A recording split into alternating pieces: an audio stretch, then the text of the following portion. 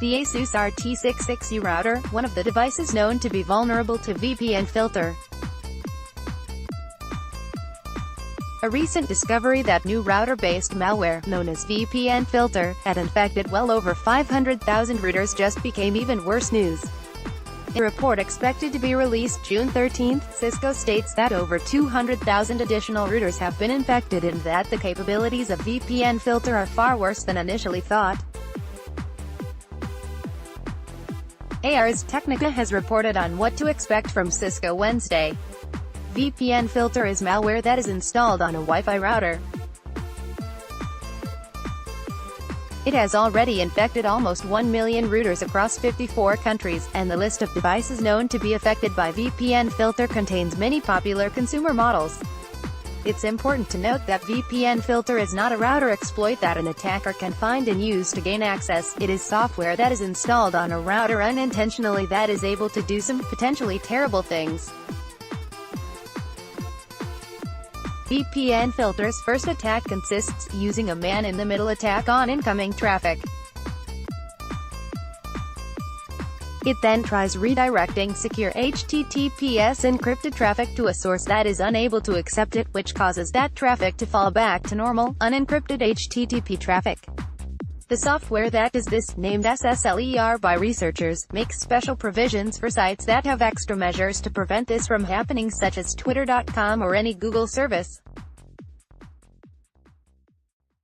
Once traffic is unencrypted, VPNFilter is then able to monitor all inbound and outbound traffic that goes through an infected router. Rather than harvest all traffic and redirect to a remote server to be looked at later, it specifically targets traffic that is known to contain sensitive material such as passwords or banking data.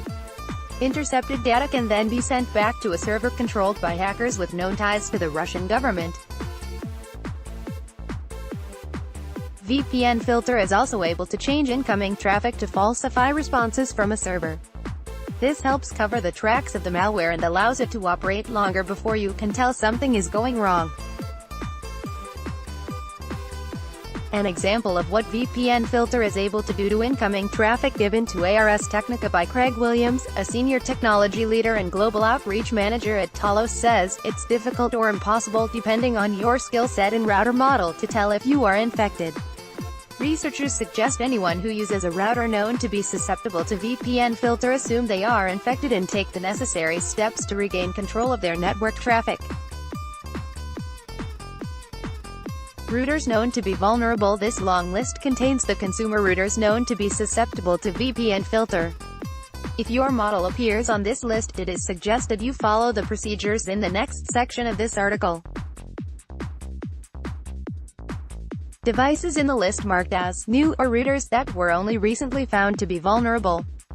ASUS devices: RT66U, new RTN10, new RTN10E, new RTN10U, new RTN56U, new Day121008P, new DIR300, new DIR300A, new DSR250N, new DSR500N, new DSR1000, new DSR100N, new E1200E2, 500E3000, new E3200, new E4200, new RV082, new WRVS 4400N, CCR1009, new CCR1016, CCR1036, CCR1072, CRS109, new CRS112, new CRS125, new RB411, new RB450, new RB750, new RB911, new RB921, new RB941, new RB951, new RB952, new RB960, new RB962, new RB1100, new RB1200.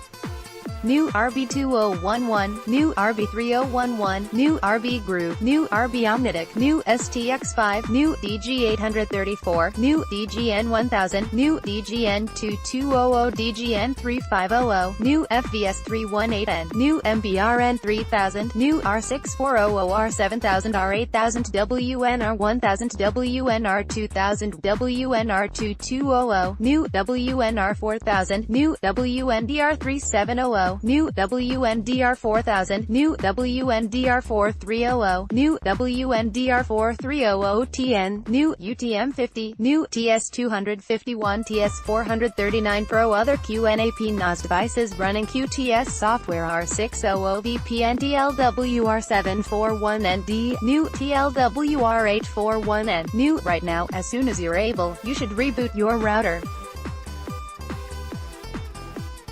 To do this, simply unplug it from the power supply for 30 seconds, then plug it back in.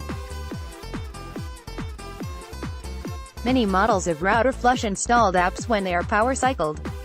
The next step is to factory reset your router. You'll find information about how to do this in the manual that came in the box or from the manufacturer's website. This usually involves inserting a pin into a recessed hole to press a microswitch. When you get your router back up and running, you need to ensure it is on the very latest version of its firmware.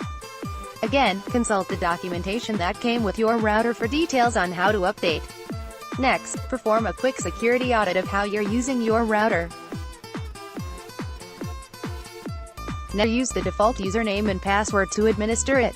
All routers of the same model will use that default name and password, and that makes for an easy way to alter settings or install malware. Never expose any internal devices to the internet without a strong firewall in place. This includes things like FTP servers, NAS servers, Plex servers, or any smart device. If you must expose any connected device outside your internal network, you can likely use port filtering and forwarding software. If not, invest in a strong hardware or software firewall. Never leave remote administration enabled. It may be convenient if you're often away from your network, but it's a potential attack point that every hacker knows to look for. Always stay up to date. This means check for new firmware regularly, and more importantly, be sure to install it if it is available. Finally, if you're unable to update the firmware to prevent VPNFilter from becoming installed, your manufacturer's website will have details. Just buy a new one. I know that spending money to replace a perfectly good and working router is a bit extreme, but you will have no idea if your router is infected unless you're a person who doesn't need to read these sort of tips. We love the new mesh router systems that can be automatically updated whenever new firmware is available, such as Google Wi-Fi, because things like VPNFilter can happen anytime and to anyone. It's worth having a look if you are in the market for a new router. See you at Amazon.